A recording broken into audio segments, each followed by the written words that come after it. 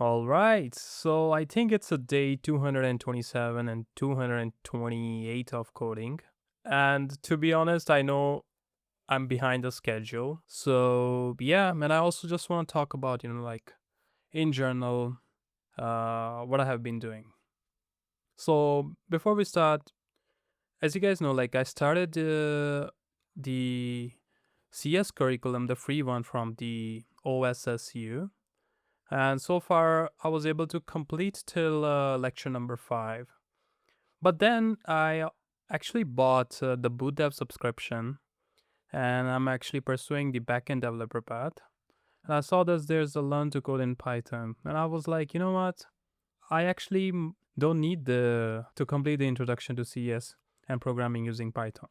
But having said that, I wanted to complete like some of the lectures of the introduction to CS, like the bisection search, lambda functions, all those things, and some exercise provided by the program.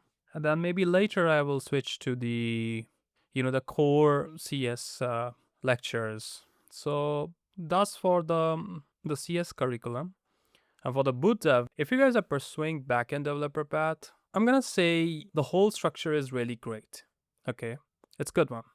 So if you're starting from the scratch, they don't teach you the backend right from the start, but actually they will teach you, first the CS fundamentals, or like introduction to computer science fundamentals, like learn to code in Python so you understand, what is variables, functions, scopes, and all that. Then Linux, then build the projects, learn Git, data structures and algorithms. All of these things are like a general way of you making sure that the person can understand about the computer science fundamentals. Once you completed the personal project one, the backend program actually really starts.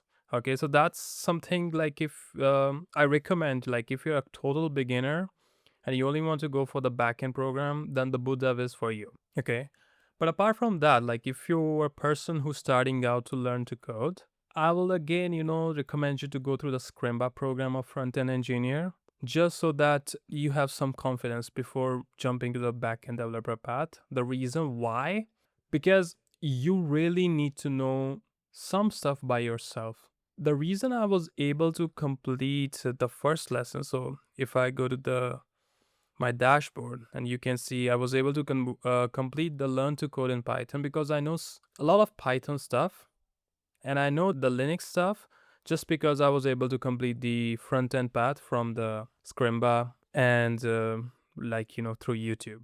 But if you're a total beginner, it's good, but it's gonna take some time because a lot of stuff you need to figure it out by yourself. There are some challenges when you're gonna complete. So that was it. So the other stuff is like currently I think I have been coding for 1, 2, 3, almost 6 days, actually almost a week, that I have been using this platform to learn, and I already get the first certificate, which I am really really actually happy about.